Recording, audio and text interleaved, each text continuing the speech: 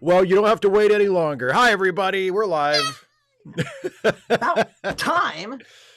Jeez. You know, been waiting all week.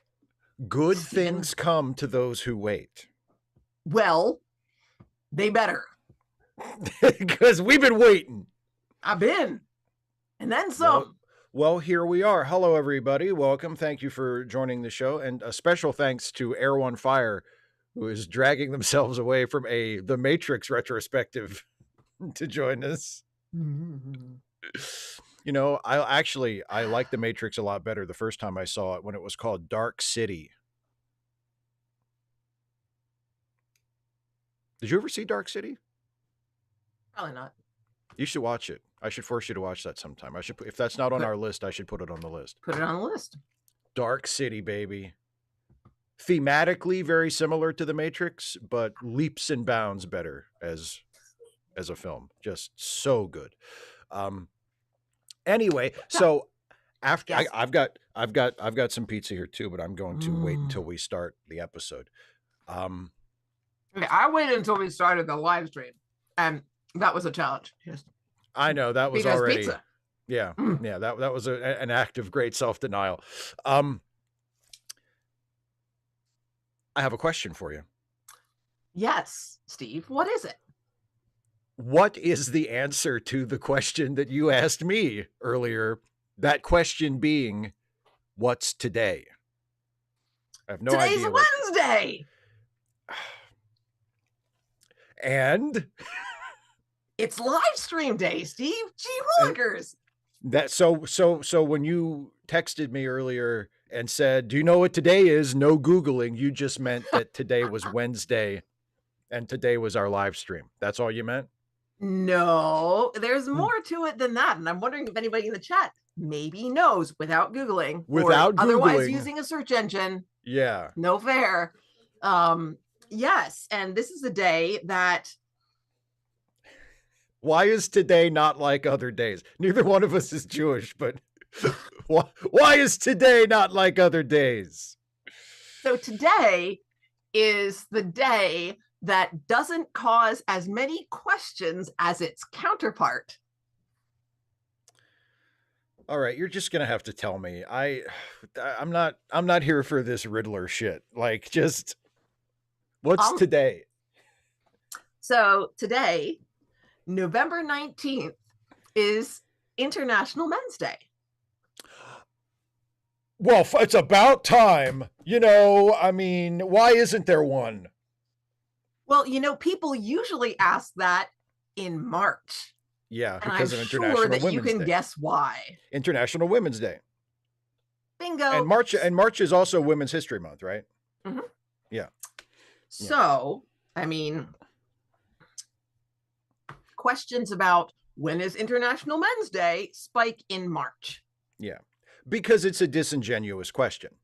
Amen. Because they don't actually care. They're just, they think they're scoring some kind of bullshit points. I will point out though, and this is not to defend those people, those misogynists, the fucking anti-feminists. I hate them all and they can all burn in hell. But I do just want to point out, they did put International Men's Day right in the middle of No Nut November. Now, what is that about? No what?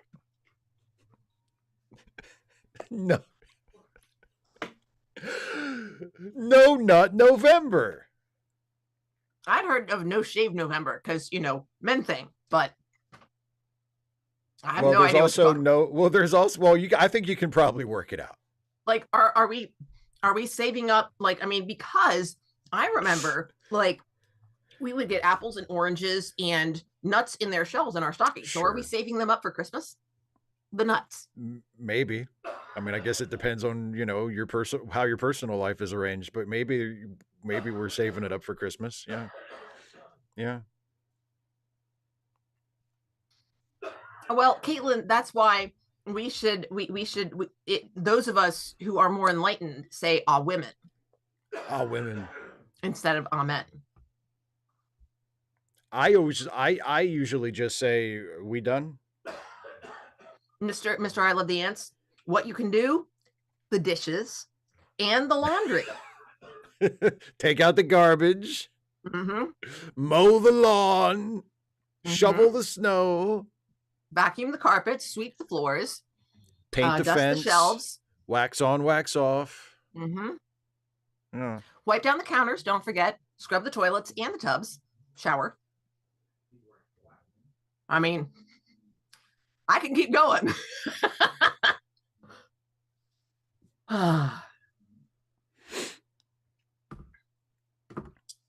So yes, that's today. Well, happy International Men's Day to all those who observe it, which is probably not day anyhow. Probably not most of the people who ask about it during International Women's Day. Actually, I have a daily alarm that starts going off in about November 10th. It says, remember, International Men's Day is November 19th. Make a stink. That's great. Mr. I Love the Ants reminds us, because this is our second consecutive Deep Space Nine episode. So next week we're hopping back over to Poirot, and we are reminded by Mr. I Love the Ants. Next week we're watching the Poirot episode where he goes on vacation and someone dies. And I hear that one is a very popular one. So I've heard as well. It's just like the Murder, She Wrote, where Jessica Fletcher travels to another town or stays in her own hometown and someone is murdered. Kara, it's like in Disney's Cinderella, where Lady Tremaine kind of gets into it, and the tapestries and the draperies, and Cinderella's like, but I just finished, and she goes, do them again. Damn. 255 AD, hi. So in my video that went up today, which was a comment response video, a Trek Actually comment response video, I sort of put it to the audience, like, what would be the most Voyager thing ever that Voyager could have done? And 255 AD offers us the most Enterprise thing ever that Star Trek Enterprise could have done. And I think this is actually a really great suggestion. They could do a 3-parter explaining why they use CRT monitors on the TOS Enterprise instead of flat screens. That's perfect. That's perfect. And then in another 20 years, they can do another 3-parter. Yeah. Here's why we don't do whatever's next. Here's why Captain Kirk used a calculator one time. Like, the whole season's going to be just about this. It's really fascinating. I think I need to find one of those. What, a calculator? Yeah. Because I think I'm allowed to use it on a GRE. But I think I can't use like a fancy one. I think it has to be a plain one. Just like a basic calculator. Yeah. Yeah, just an arithmetic-y one. And I'm not allowed to have my phone either. So. Uh-oh. What? So out of context without spoiling, this is the episode that shows why Worf can't have his own command. Okay. Well, I don't know why you're saying hope Steve can take a joke. I mean, this is literally, yeah, it's no joke. This is literally the explanation. What happens in this episode? Like, there's no joke to be made. And you're saying, like, there, I said it. You're not real. I mean, that's just, that's the literal result of this episode within the fiction. Like, but, yeah. So, to follow up on something that we mentioned last time, I have watched 4 episodes of The American Revolution. I'm really liking it. I'm curious to see how it turns out. So you said there's 6 total? There's 6, so I have 2 more to go. I'm depending on how I'm feeling after we finish tonight, I might try to watch one tonight, but then again, I might not. And maybe I'll watch one tomorrow night after I'm done with my Trek review. So.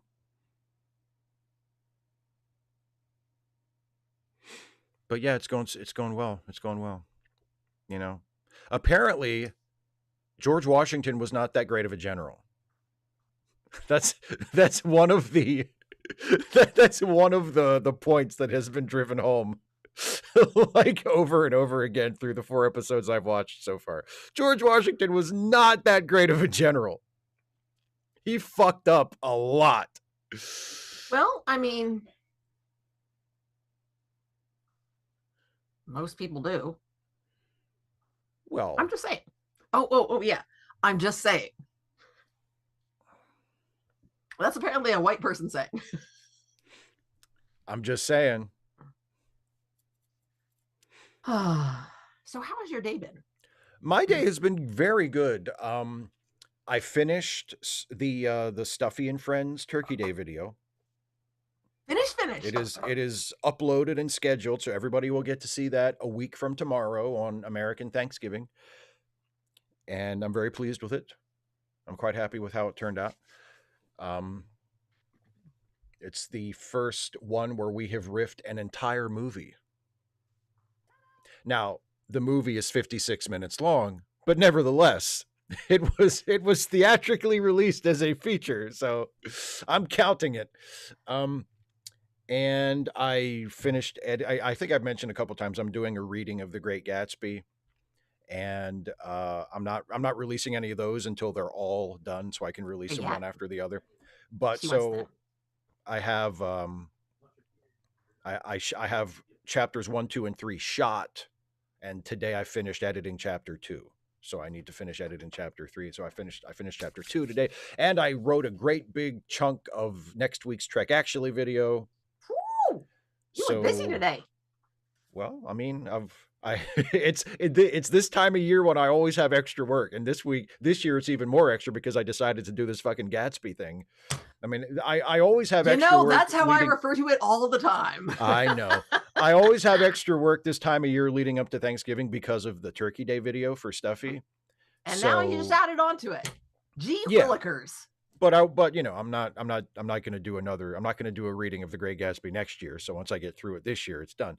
The movie 255 AD, the movie is called Lights of New York, and it is the first full-length talkie where it's talking. In other words, I mean, the jazz singer was full length, but it's the first movie that's a talking picture all the way through from start to finish. How exciting! Yeah, and hopefully funny. Like that's the whole. Hopefully people watch it and think it's funny, because that's the whole idea. David Corrigan says, was he as bad as Grant? I don't think it's fair to blame Grant for the Civil War lasting as long as it did. I think once Grant actually was placed in charge of everything, the war ended, you know, relatively quickly. Like Grant wasn't in charge from the very beginning. So I don't think it's fair to blame Grant for prolonging the war. I think actually Lee was way more responsible for prolonging the war because he refused to surrender even after it was obvious he couldn't win. Which is just one of the many reasons why General Lee was a piece of shit and should not be idolized or lionized in any way. But is Stuffy the puppet or your turkey?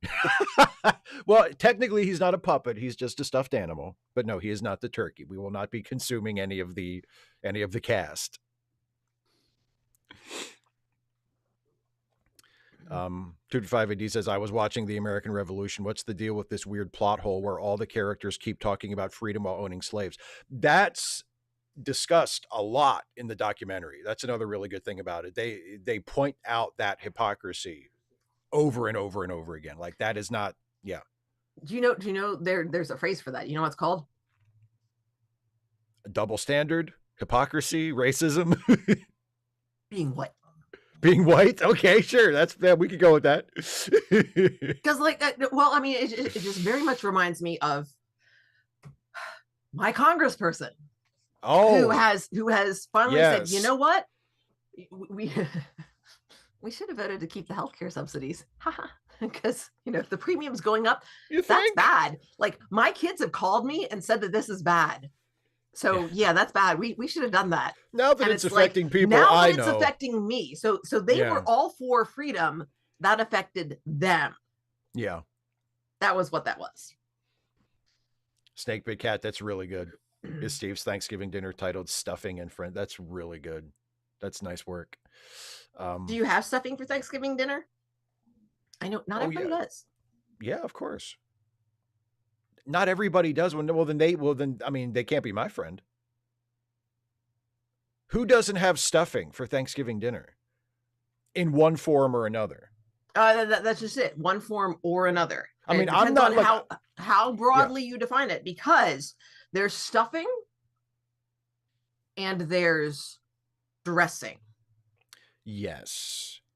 Yes. Now, I am not, as with most things, I am not a pedant about what constitutes stuffing. I don't think, if it has not actually been cooked in the bird, but you choose to call it stuffing, I'm okay with that. I'm not That's like, it's not that is real acceptable. stuffing. It's acceptable. It is not as good. Well, it's better if it comes from the end. Of course, because it's cooked inside and it's got the juices, and of course it's better, but it's fine. If you made it separately in like a pot, like, I don't care. Yeah, because there's only so much room in the bird, and we want more than that. Yeah. So, but I mean, like, if I were, first of all, if I were invited to someone else's Thanksgiving, I wouldn't go. But let's say theoretically I were invited Wait. That's not true, is it? You go to your family's Thanksgiving. Well, that's my family's. That's not like, I'm saying, like, if I thought you meant you had your own Thanksgiving and that was it. You wouldn't, but you do go. Okay, so you consider that your Thanksgiving. Yeah. Okay, fair enough. Yeah. Fair enough. I mean, if I cooked my own, I'd call that my Thanksgiving too. But whatever Thanksgiving, no, my family's, at my dad's, my family's Thanksgiving. Okay. Right. Fair enough. Okay. So if I went to someone else's Thanksgiving, if I were invited and I went, let's just say theoretically, okay? Yeah, because that's going to happen. Anyway, I'm just saying, for the sake of argument, I'm making a point about... Because that's what we do. I'm making a point about how strongly I feel about this. If I went to someone else's Thanksgiving and they didn't have stuffing in some form or another, I would just get up and leave. I wouldn't even say anything. I wouldn't say goodbye. I wouldn't say thanks, but no thanks. I wouldn't say I appreciate as soon as it registered that there was no stuffing of any kind on the table, I'm just going to stand up and I'm just going to walk the fuck out. Even if they had mashed potatoes? Yes. What if they had pie? See, this is why I think we're just different people. Yeah. Because I'll just go. We're different people. Because I'll go eat somewhere else. Like that's how I. That's me. What I'll eat there, and then I'll go eat stuffing somewhere else. Yeah, I'm not doing that. I'm not. Why should I grace these monsters with my company? Because they have mashed potatoes and pie. Yeah. What if you went to a restaurant for Thanksgiving, says 25580? Well, then I would then go online and make sure that they had stuffing. Check the menu. Yeah, I mean, maybe the restaurant serves like traditional Thanksgiving fare, in which case I would have stuffing. But if not, I would know that going in. I would have already made that decision. You know? Yeah. You would have like previewed it and made your selection. I would have decided. You would know what you're getting into. I would know what I was getting into. Yeah. Air, One, Fire, no. Clearly, have you not been listening? We give thanks for stuffing. We give thanks for stuffing. Yes. We give thanks for the presents we stole from Native America. I mean, kinda. That's sort of if you read between the lines of the tradition, it's kind of like, we're taking your land, but you can come over for dinner this one time. So we're good, right? We're good. And that's that's like the sanitized version of it. It's like, yeah, we're going to live here whether you like it or not, but come on over for dinner.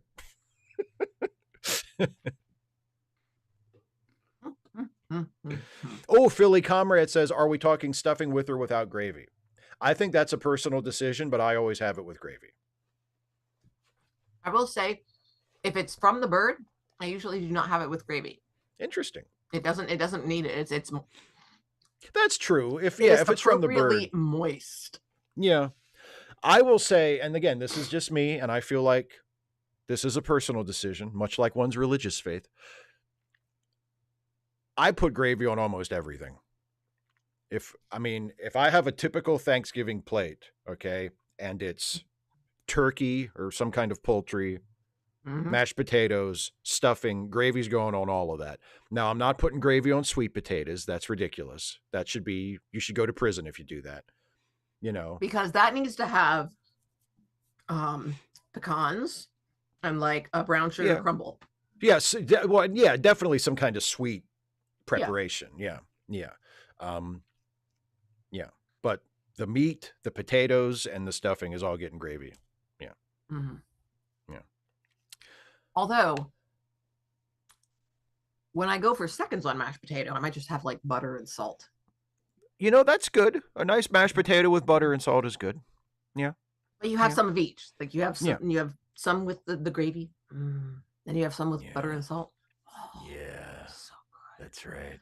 Oh, it's so good. I love food. Me too. So, yeah, would you like to watch some Star Trek? Or do you want to just keep daydreaming about Thanksgiving dinner? Let's go ahead and watch some. I mean, if we're going to watch some Star Trek, let's go ahead and watch it. Get it out of the way and then continue daydreaming about Thanksgiving dinner.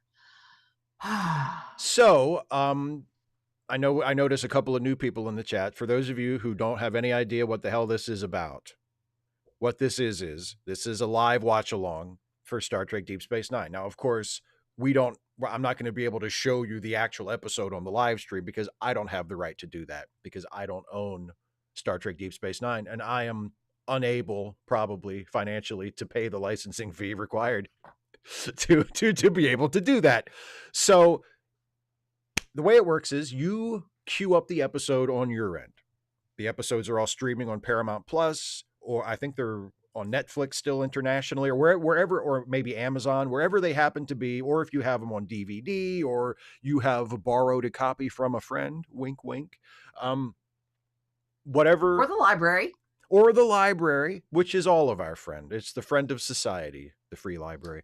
But anyway, so whatever, you have your copy of the episode, go ahead and queue it up and have it paused at 0, and Dana will explain in a moment how this is going to work. But the episode we are watching is Deep Space Nine, Season 6, Episode 16, Change of Heart.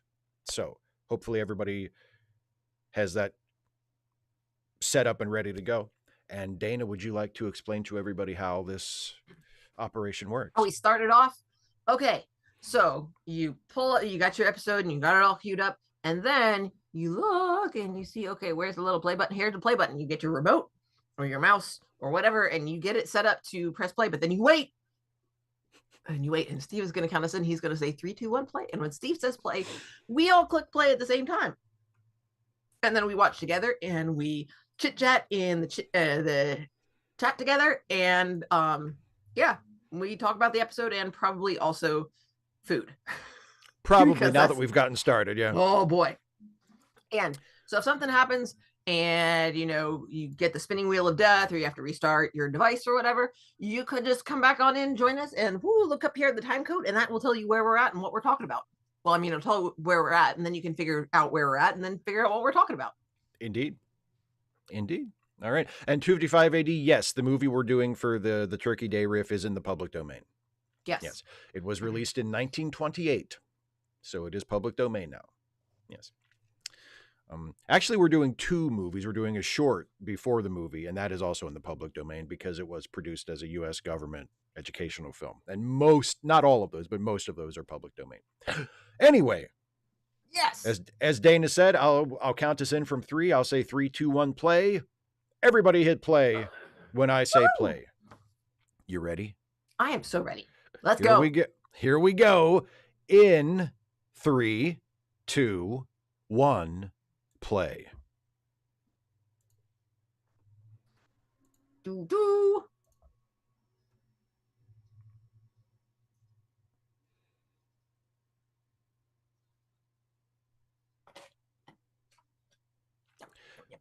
Caitlin, I don't know if I have that option.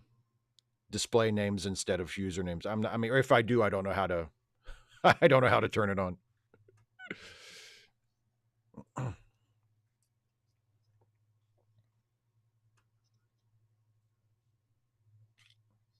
Sure, Worf.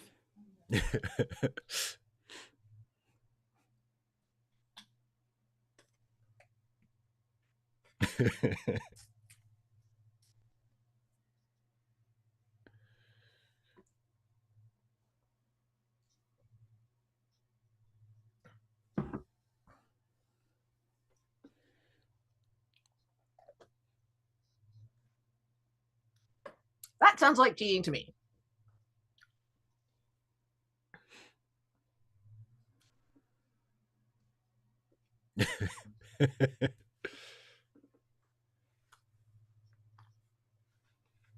Boy, them's high stakes for O'Brien.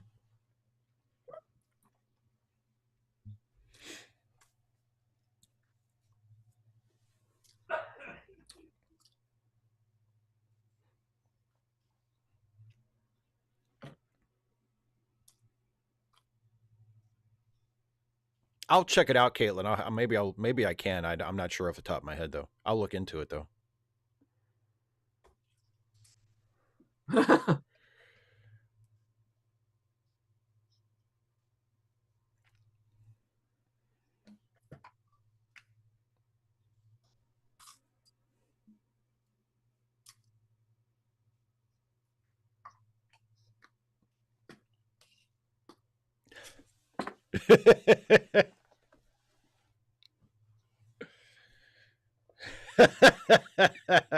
O'Brien triumphant.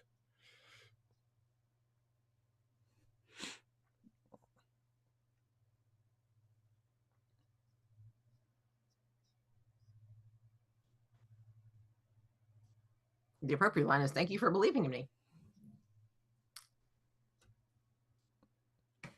Mm-hmm. That's a sweet thing to say. I mean, I'm pretty sure he doesn't mean it, but it's a really sweet thing to say.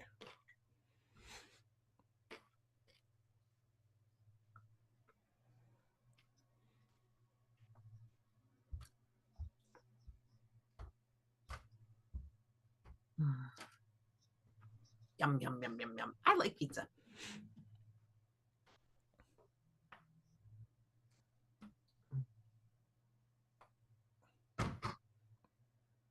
He's praying to his doll, Jadzia. Let him pray to his little doll. I love you.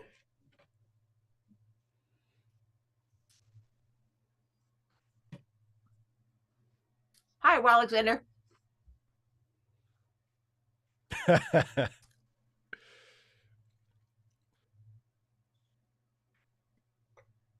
When you pray, it always gets me so hot.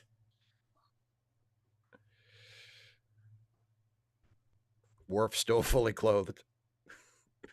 Just pull it out of my pants. Let's get on with it.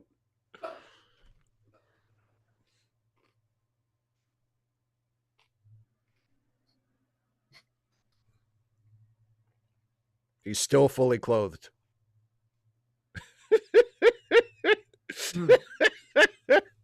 He's like, let's go.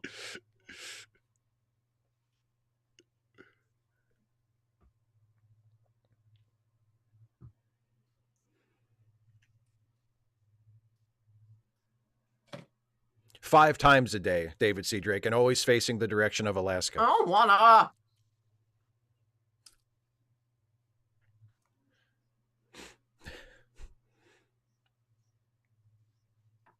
Yum, yum, yum, yum.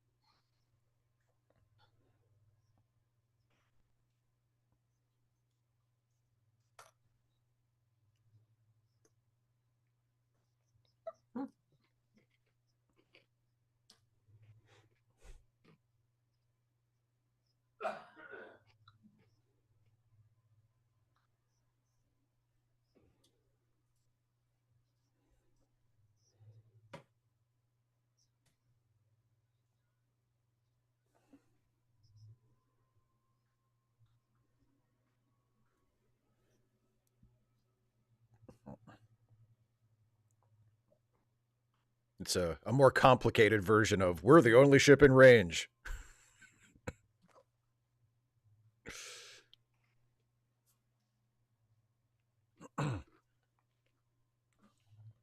The end. Oh, wait, no. Hey, oh. Yeah, 255. I'm sure that's the practical reason, but, you know, it's just funny to think of Worf as like, his wife is bare-ass naked, and he's like, I'm not taking off a fucking thing. Let's go. I'm getting in the bed. You can just pull it out. Well, pull one of them out. Yeah, that's what I was saying. I'm like, whichever one. Yeah, pull one of them out. Or both. You know? I mean, I don't know. Maybe. Well, that's true. Who knows what they're into? I think Jadzia might. Never mind. I don't. It's not. It's none of your business. It's really none of my business. Really. Ooh.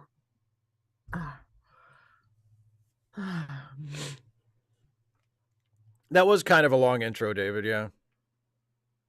There you go. See, Kev, you're just a little behind me because of the delay, but yes, pull them out. Oh, Darth Eddie has an interesting supposition. Klingons have a P unit and a fuck unit. No, that can't be true though, because the only reason we know they have two is because we saw a Klingon peeing out of both at the same time on Discovery. So they have to be both. Is that like something learned? Like you have to learn to use both at the same time? I think it's probably natural. And then if you only want to use one, you just pinch one off. Or just like squeeze kind of down there. Yeah, there's probably like a muscle. Yeah. So like the learned one is like going do. Like alternating between them. You sort of it's like rolling your tongue. Yeah, exactly. 255 AD, I've never had fish and chips with gravy. Oh. That's not a thing here. I would try it just to see if I liked it. I've never done it. I mean, I've had gravy on French fries, but I've never had it on fish.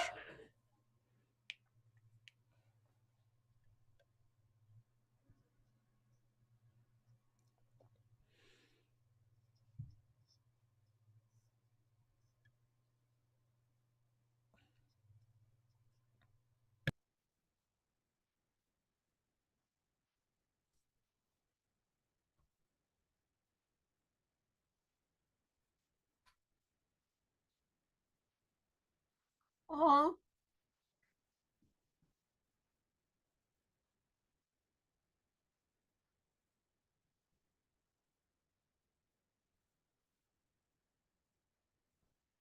She's describing it wrong. I want people who will do what I tell them to. That will appeal to him. She's talking wrong. Did she even know this guy? She married him.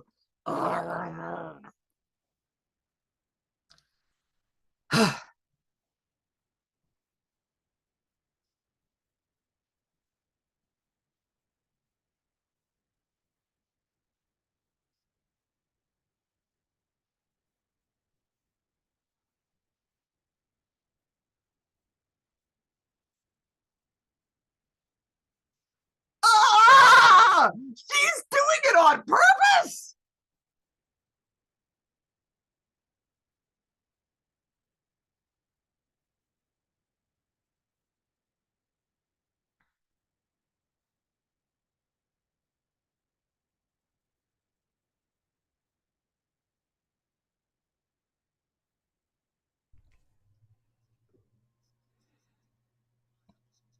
I just hide it very well. They were laughing at you, Worf. I got that reference. I got that reference. Oh, it's a joke. I get jokes. I get jokes. Oh, joke. Oh, okay.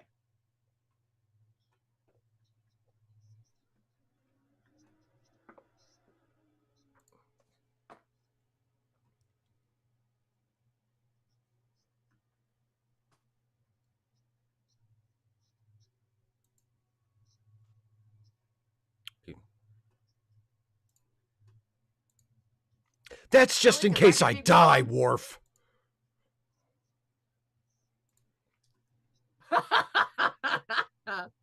Oh, I saw that, Caitlin. Thanks. Yeah.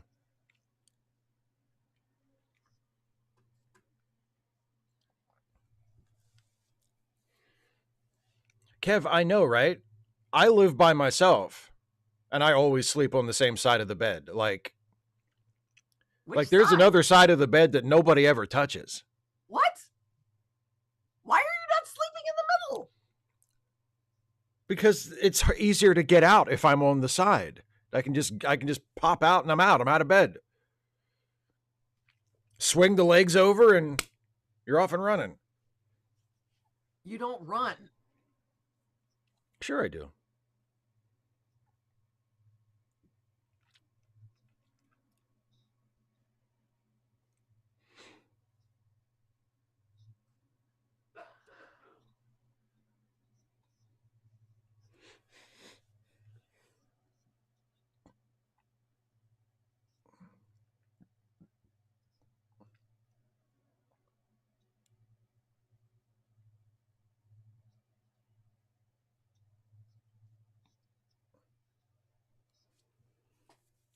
255 AD, would that be a reference to Cupid, the Robin Hood episode of TNG? Shenandoah, I love your daughter. Away, rolling river. Rude. It's supposed to be sung. Well, I'm not going to do it during the episode. Wait till the episode's over. I'll sing it when the episode is over. Promise you'll remember?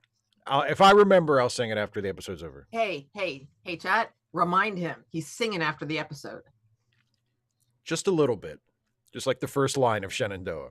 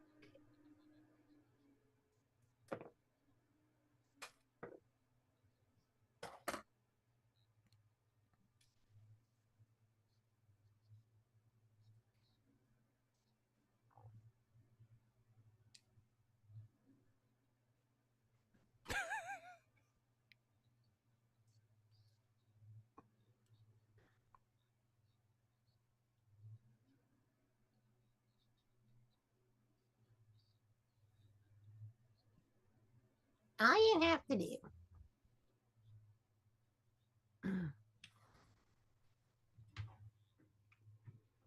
Yes, Kev, I think you can. I think you can say that.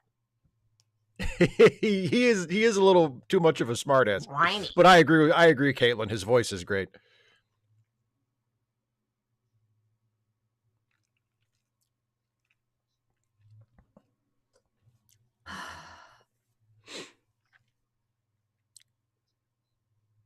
Wow, he just keeps ramping it up.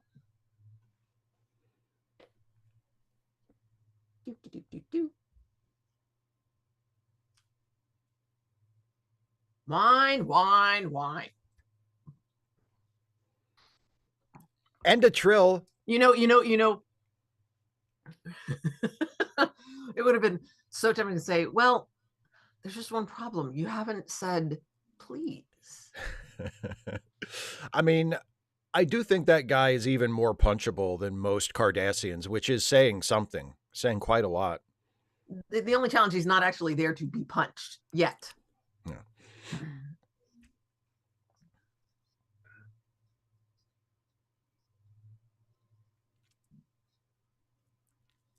Can't we go back to Trivial Pursuit?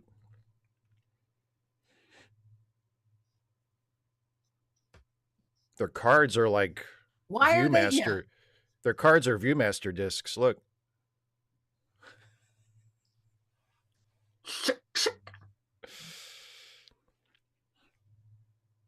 I suck at this.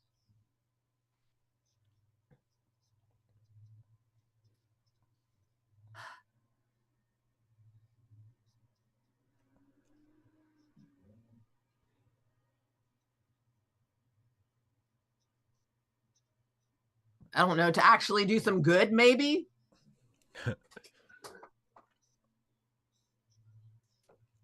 255 AD, because he has information that they really need. He's actually in the superior position. I mean,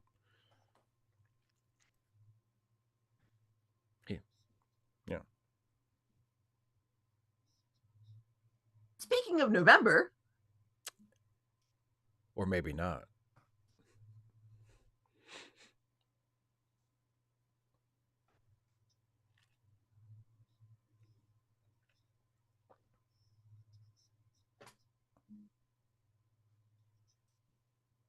what's this we? What's this we?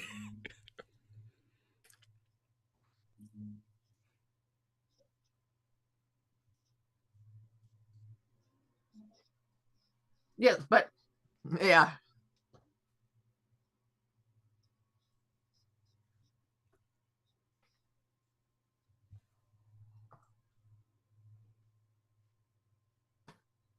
I'm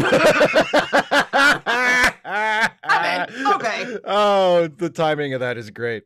Yeah. Deal the cards. And the way he just sits directly down is just like, whoa, he's off Yeah. screen.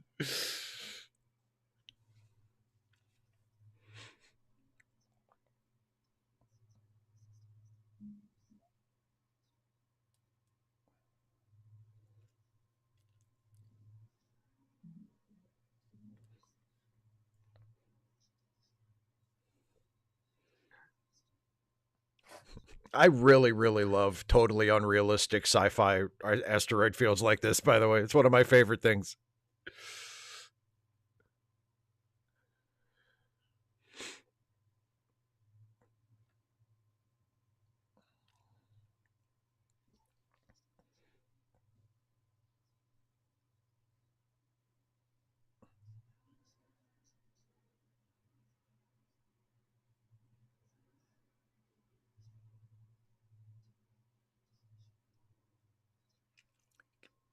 Kev Calvary, that's what I like about it. It's such bullshit. Like you're right. Yeah, there's David is right. Yeah, there's no real life asteroid belt that's remotely like that.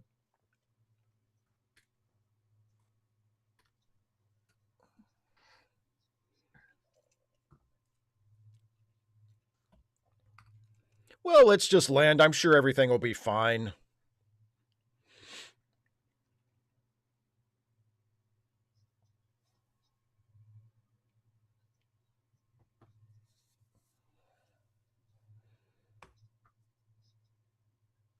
Blah, blah, blah, blah, blah, blah, blah.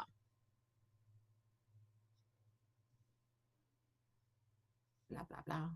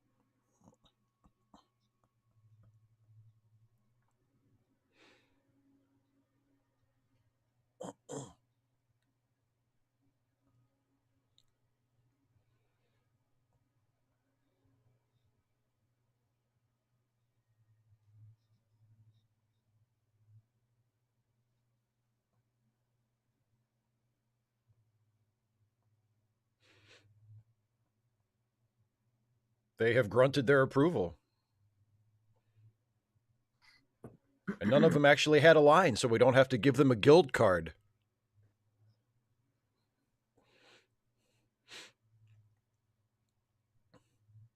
I like that little joke too. He's only got a few bucks basically in the suitcase.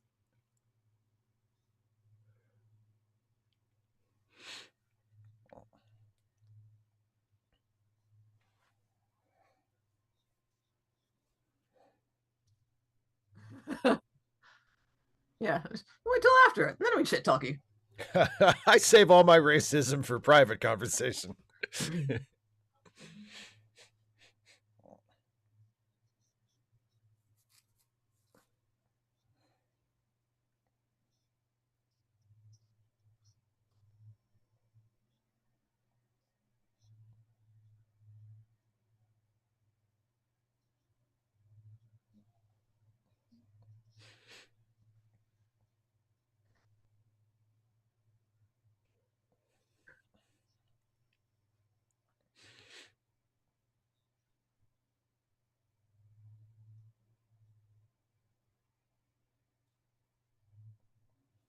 Are we hearing the people in the back? Because I swear I'm hearing something.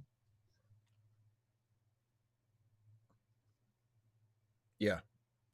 Yeah. Okay. Because it's so faint. I was like, do I have something else playing? I was like, blah, blah, blah, blah, blah. And she's drunk.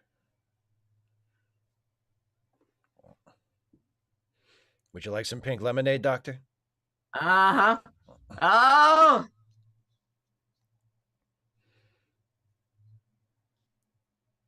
he's messing with you. Don't shush me.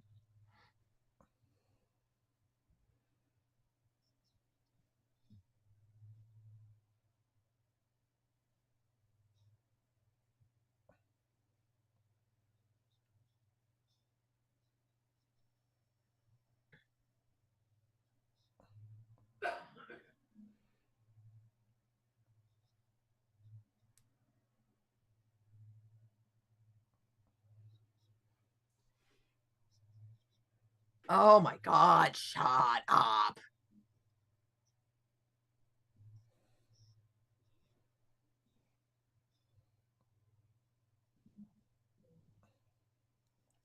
No helping from the peanut gallery, or whatever the alien version of that phrase is.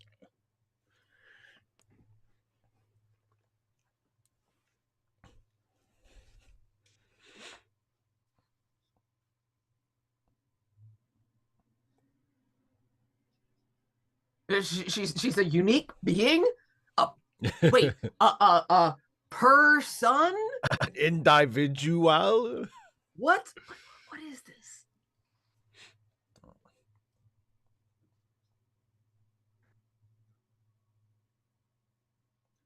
I won't play anymore. I'm gonna go to my room.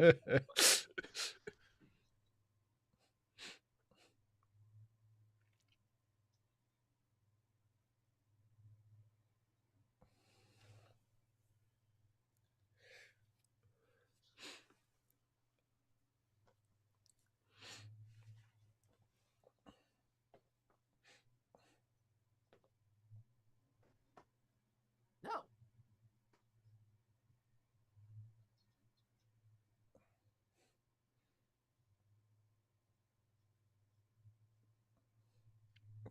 What are you, dude? Like 32 at this point?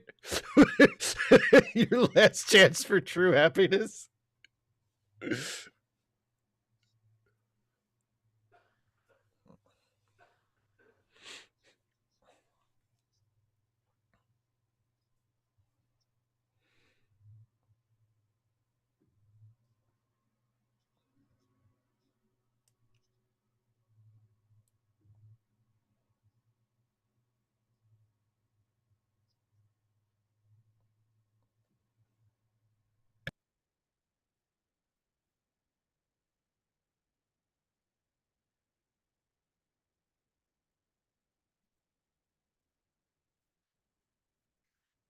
Hold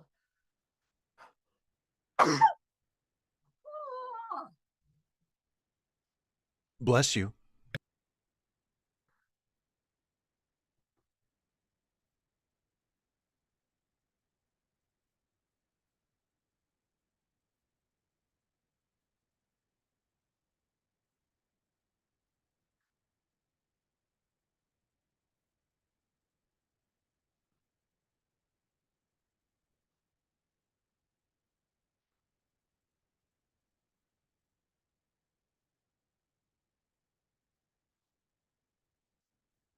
Oh, oh golly.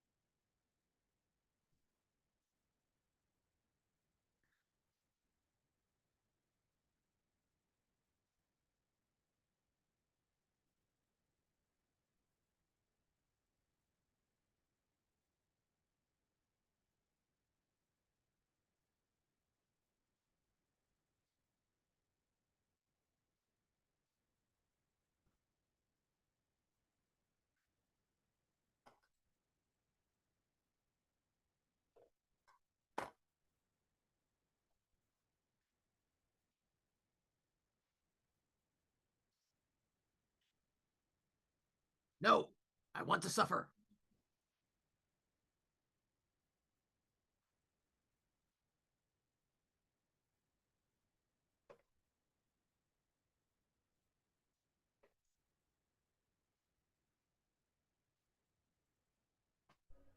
Ooh, they're really going at it.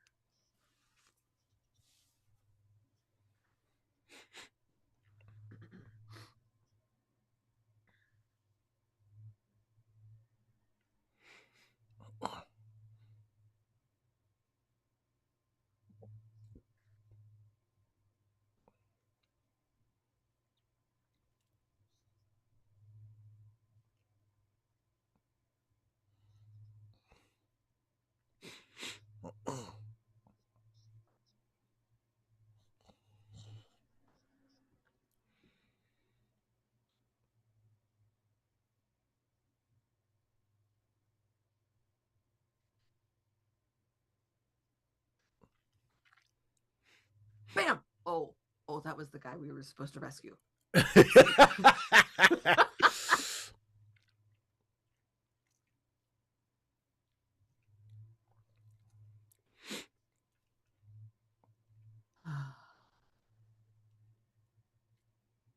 Oh man, it's the Doomsday people. Rimako, Camp Calvary just kind of summed it up.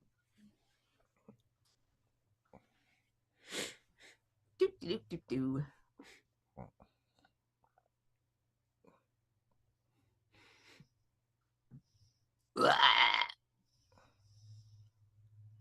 Yeah!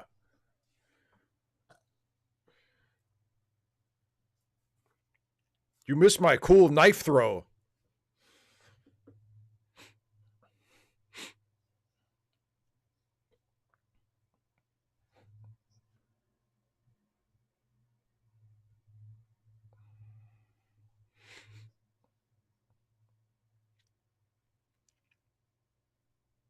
The good news is it won't kill you right away. Ooh,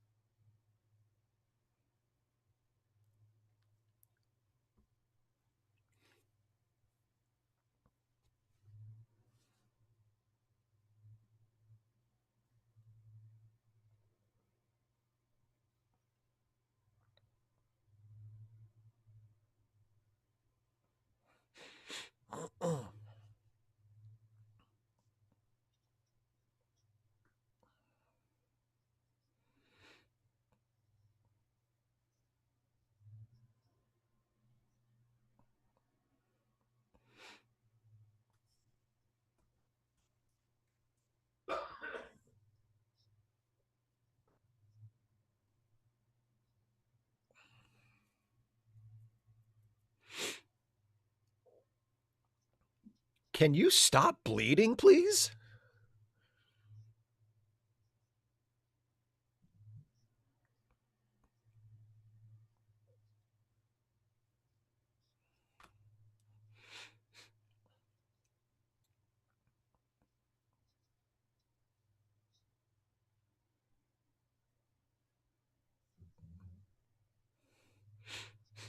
That Worf is dead.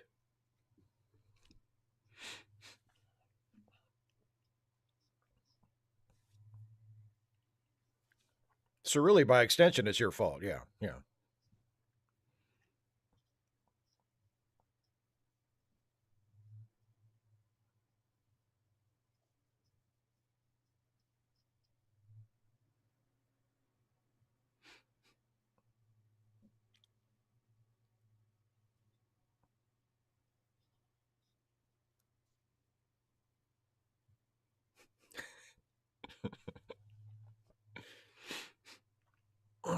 Don't fucking touch me. Uh-huh, but when you need blood, you'll come crawling back.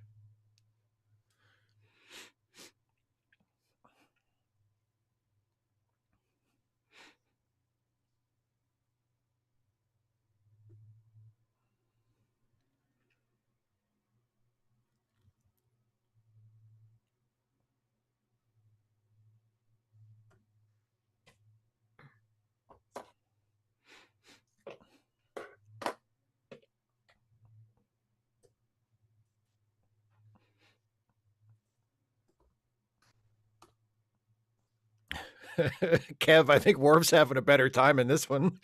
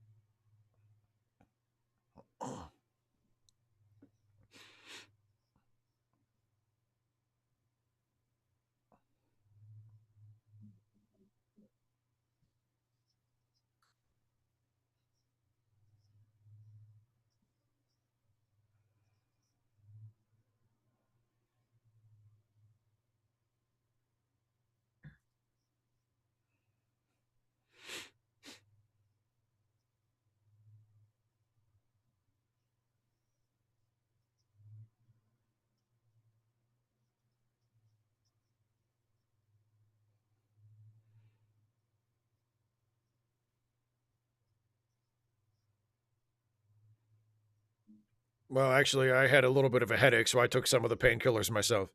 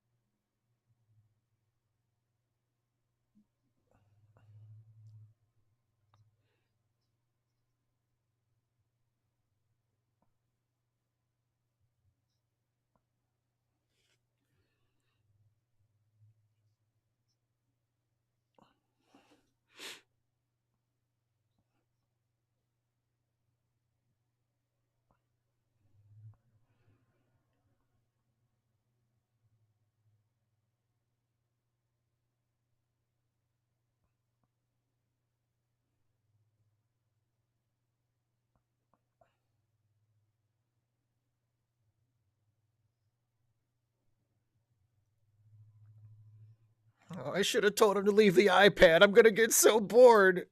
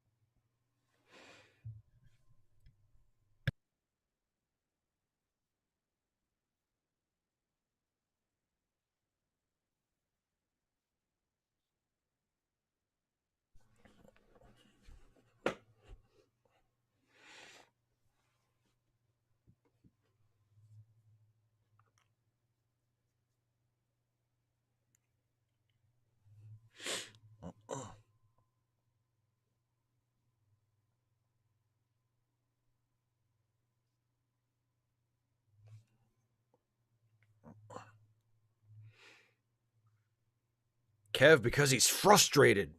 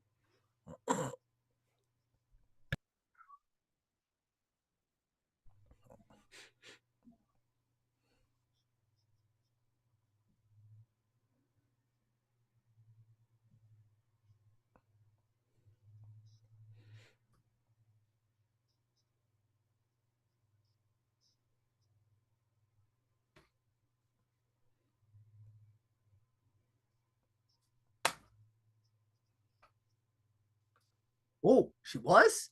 Like past tense?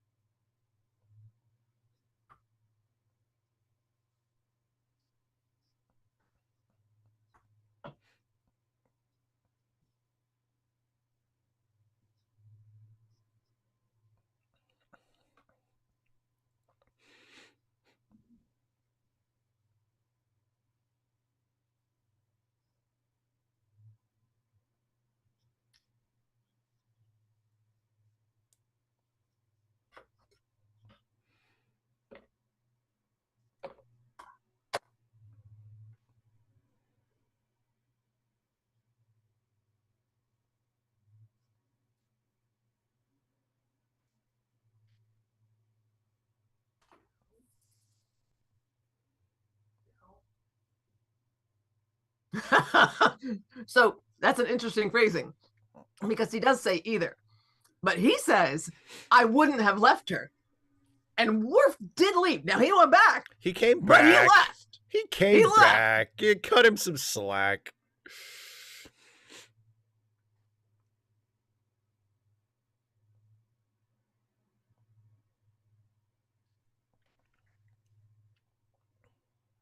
Do we ever see anybody actually make that choice and leave someone behind that they deeply care about and fulfill the mission?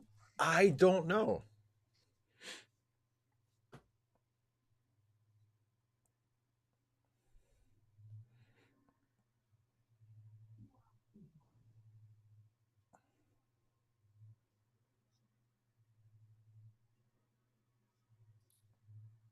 Yeah, David, it kind of wasn't cool with her, being weepy there.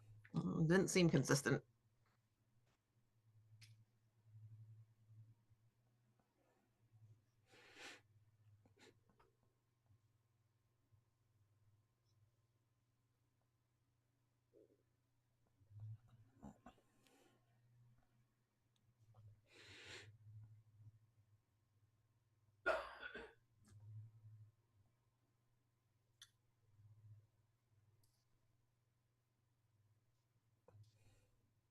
Own your choices. I approve.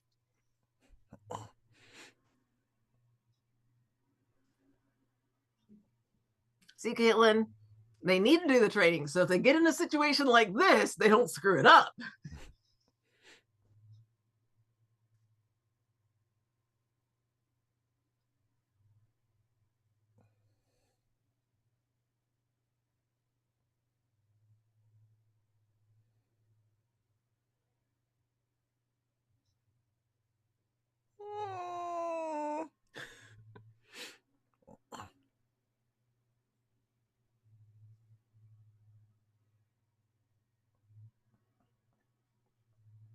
Uh, 255 AD, I'm not sure that it's about him not being suited for command. I think that's sort of a, you know, we can't court martial you. It's a punishment. Exactly.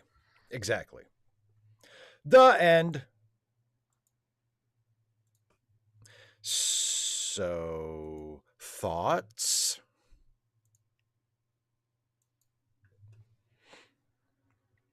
It was all right.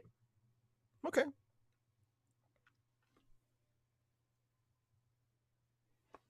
That's it? Yeah, I mean,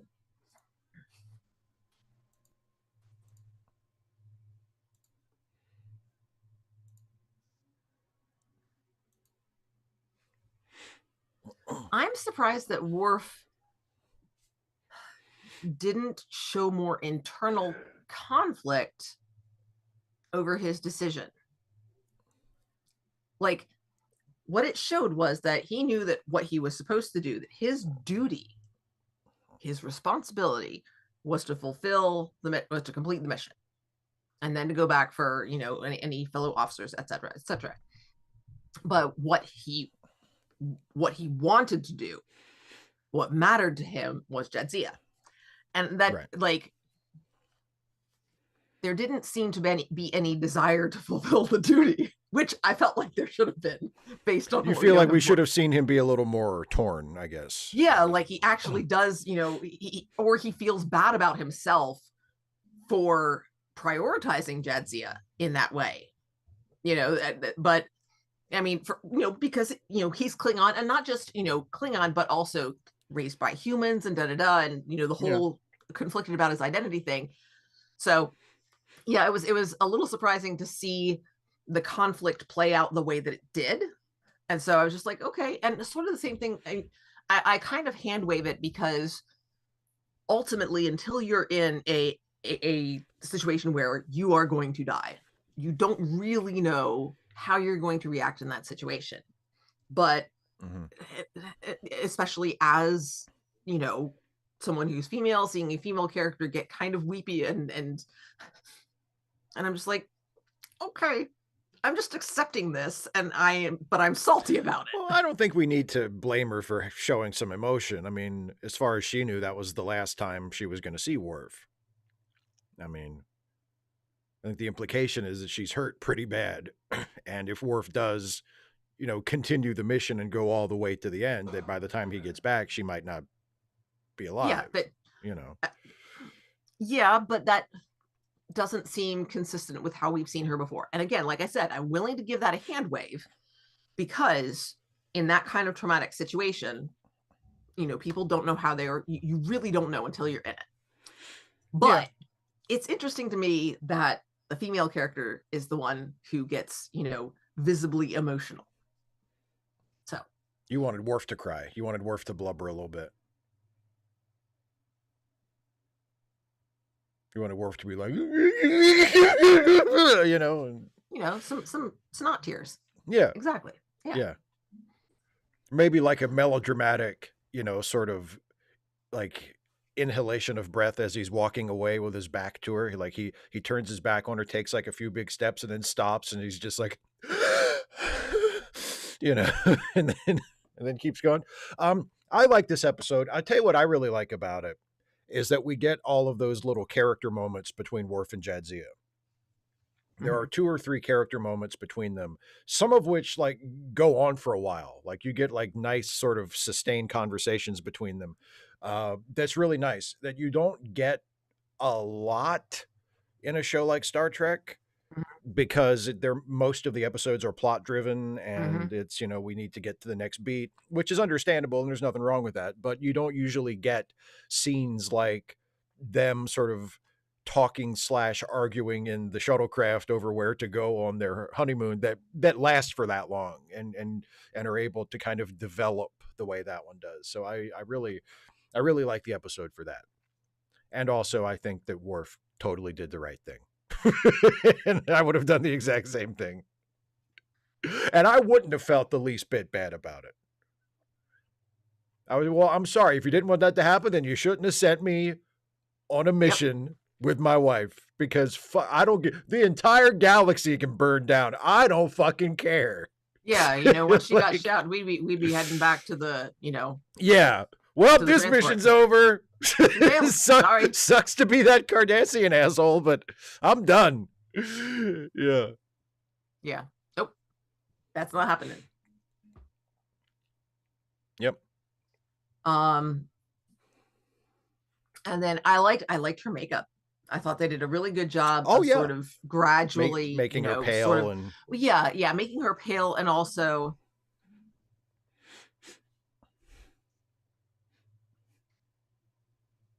the not just pallor, but the kind of yellowiness to it. Good coloring, really good. Yeah.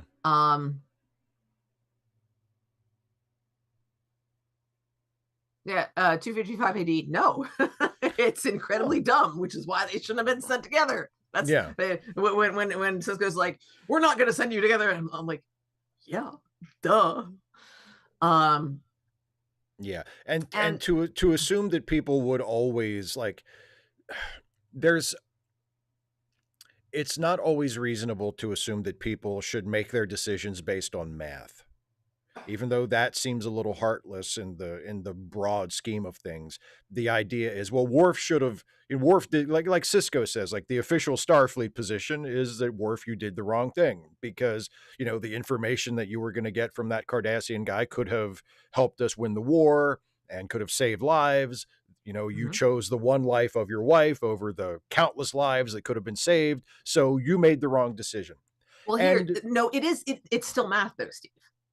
Because here's the thing, that math, because to Worf, her one life is more important than the millions or even billions of lives that might have been saved by, this, whoever that jerk dude was. Yeah. And the dude is a jerk specifically because he's going to die. He's going to die. So we're not feeling too bad. Yeah. We're not feeling too bad about him making specifically. Him especially jerky so that, you're just like, I kind of wish that they'd made him, more nice, that you were they made him like the nicest guy, not nice, but like showed that he was like honestly afraid, and not just that would have been great. Asinine, that would have been so great. You're actually hoping it was like one decent Cardassian, and you're like, are they gonna get him?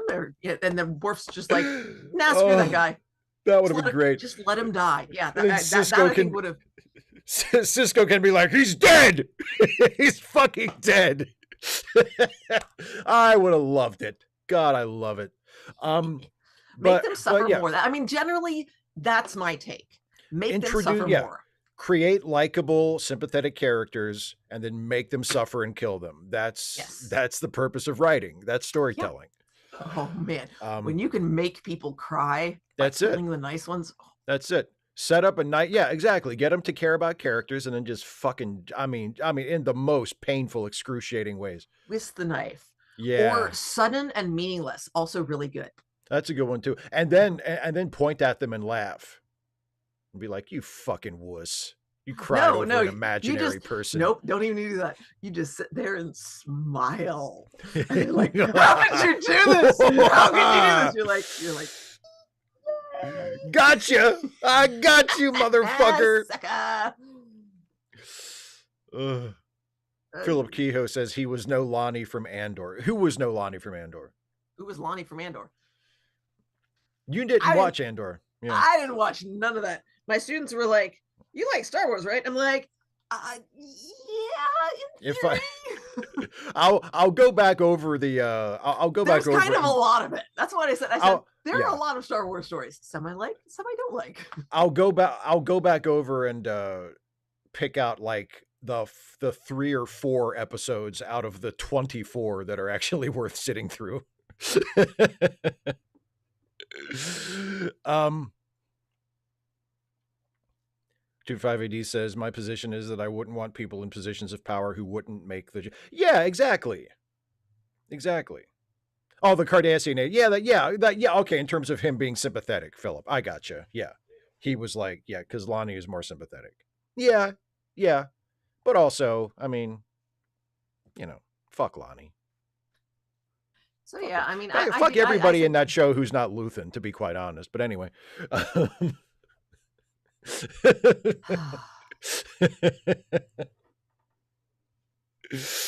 So yeah, basically, just in general, I thought Jetsia should have been able to hold herself together a little bit better.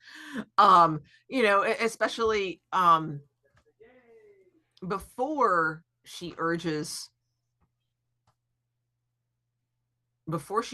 Worf to leave, and she's like,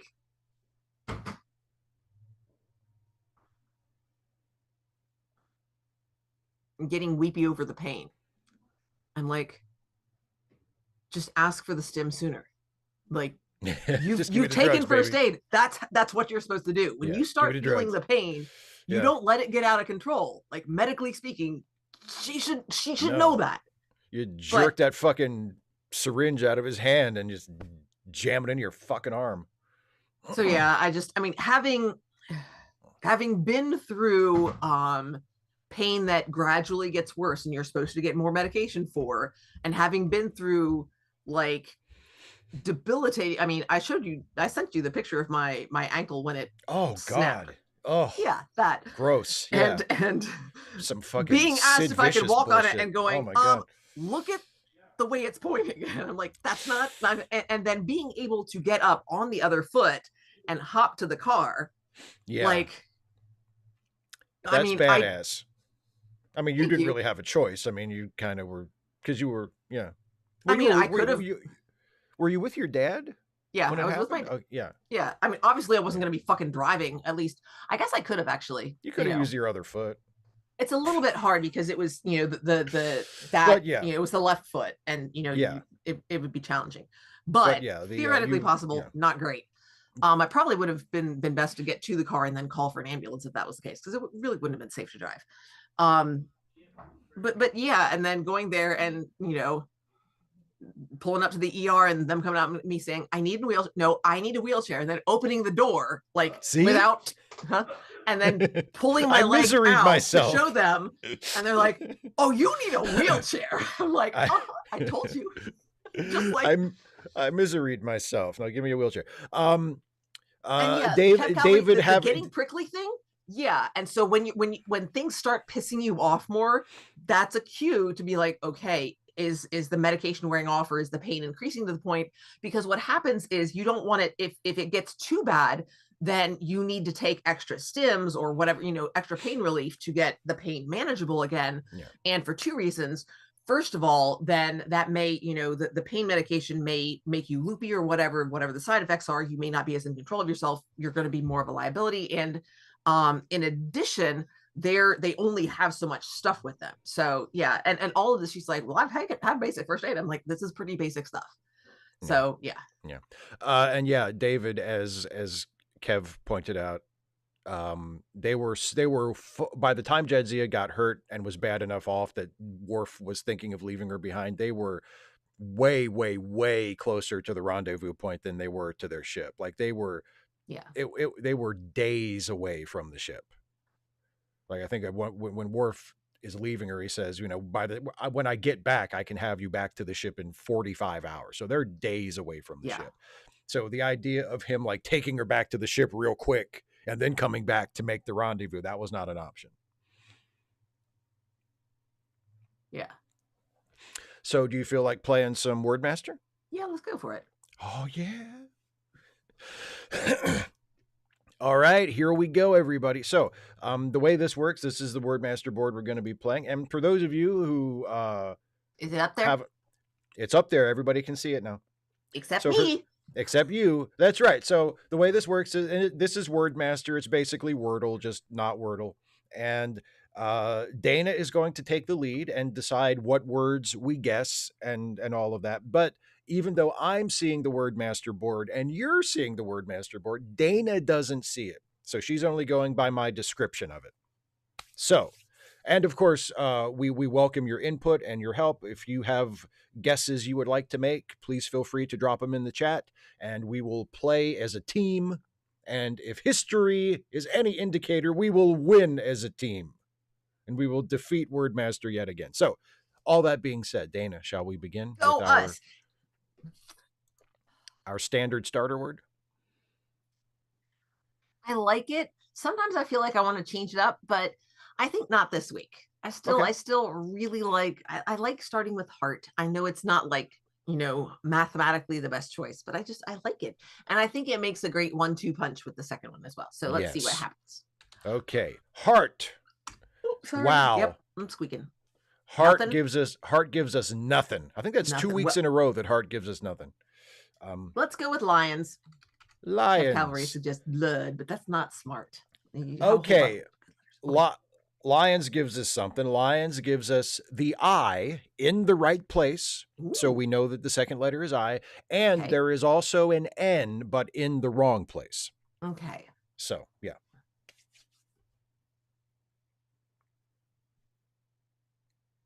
So I'm thinking W-I-N, or no, I mean something I-N. Okay. And then maybe another I. Really? While it's in there, the I has to be the second letter. Yeah. I mean, you said W-I-N. It could be windy. It could. That's a good guess. And I like the Y. Yeah. You want to try that? Yeah. Snake bit categories. Windy. W-I-N-D-Y. Okay, that's not it. But. Okay, I think the D has to be the first letter because there's no W. The I and the N are right. There is a D, but it's in the wrong place. So the only other place it could be is the first letter, and Y is the last letter. So it's D-I-N something Y. So maybe dingy. So Y is the last letter, yeah. Huh? Dinky? Dinky, or I said dingy. Well, I would say that's dingy. Dingy has an H. Oh, okay. Well, then dingy. Dingy, or yeah. Okay, let's go with dingy. You want to go with dingy? Mm-hmm. Yeah, the chat agrees with you. Okay, D-I-N-G-Y. Yeah. Okay. That's it. Hey, go team us. We are so awesome. Oh, yeah. I just feel I really like that. Yeah, I really like working together on that. It's just so much fun. Teamwork makes the dream work. It really does.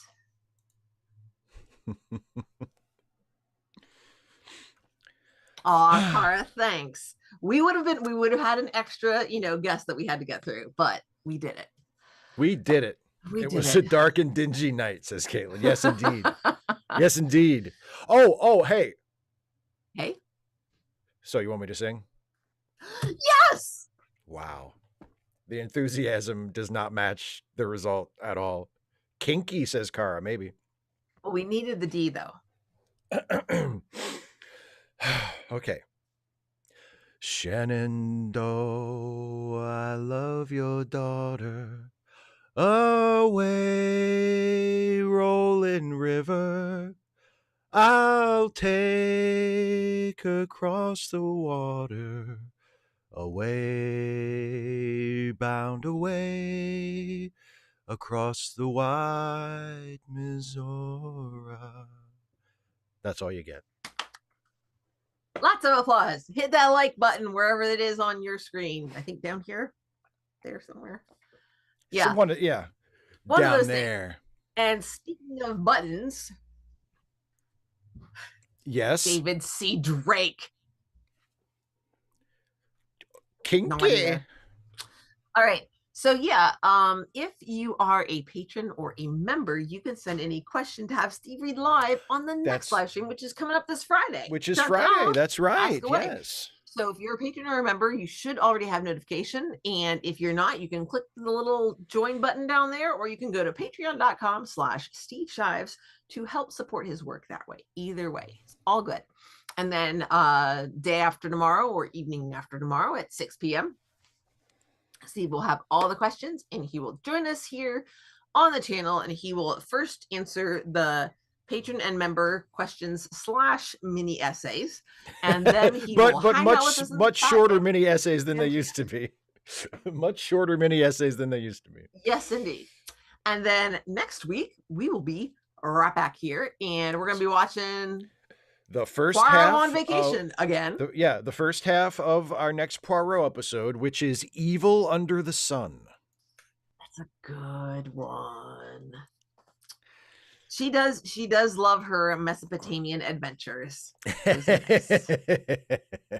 They allow her to just reflect on what, her adventures with Sir Max, the husband she actually liked.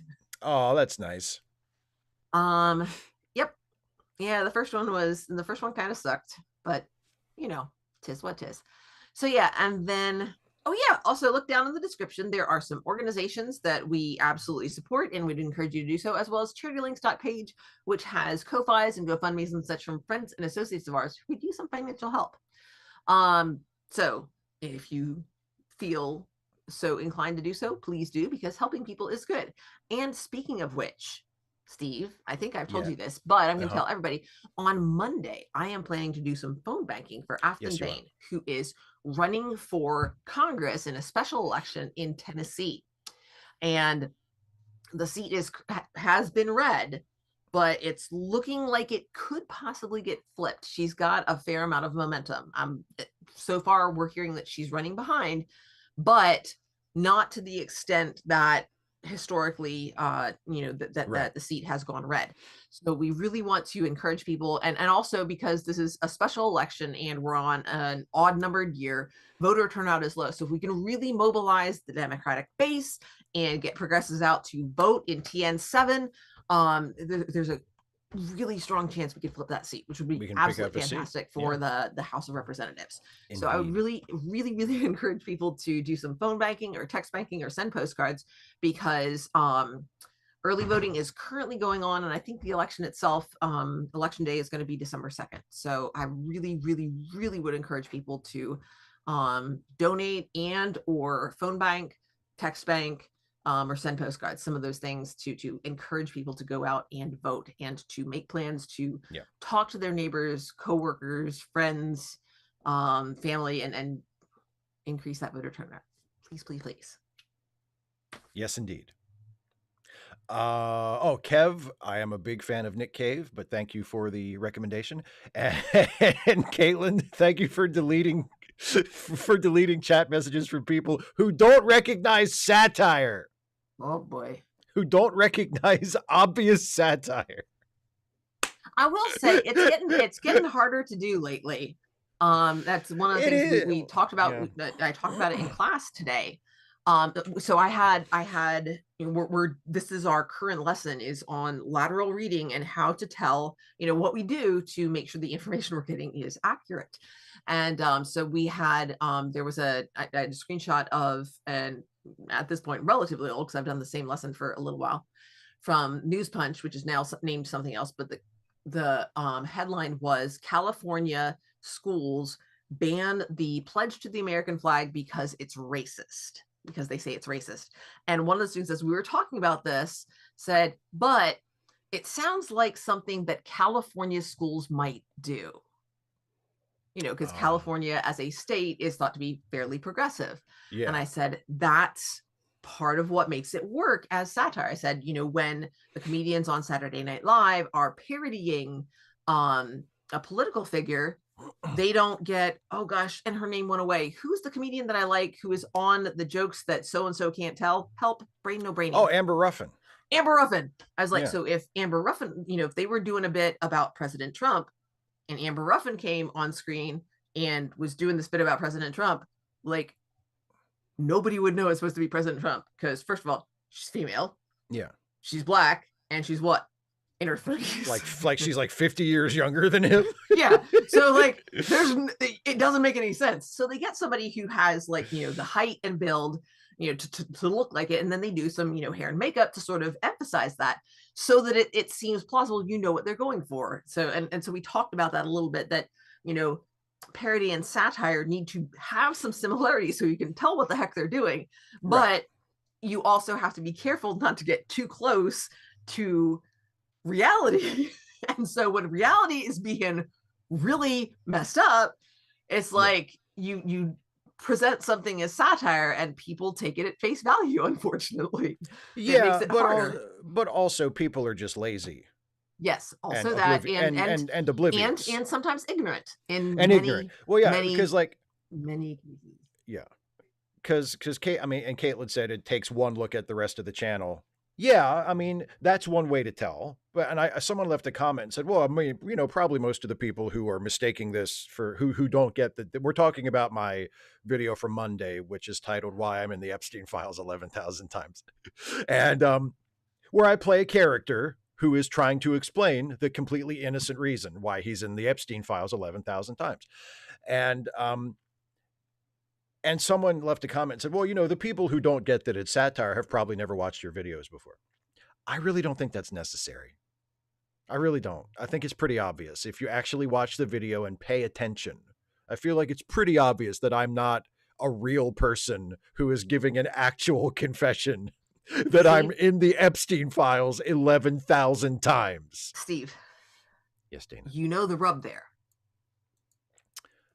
What? I think. Oh no, you do think fairly often. No, the problem there is you said they have to watch the video and pay attention. Well, yeah. That's yes, I know, but that doesn't. I mean, I don't cut them any slack for not paying attention. I mean, it's not like I'm going to say like, well, to be fair, you do have to pay attention to the video, and some people just don't. Like that's not an excuse. That's on you. That's not on me. But anyway. So yeah, I think that's everything. I do believe so, and a little bit more. Thanks everybody for being with us once again. I will see you Friday for Ask Away, and then we will both see you together next week for the first part of our next Poirot adventure, which will be Evil Under the Sun once again. So, hooray! See you then, everybody. Me too. Bye, everybody.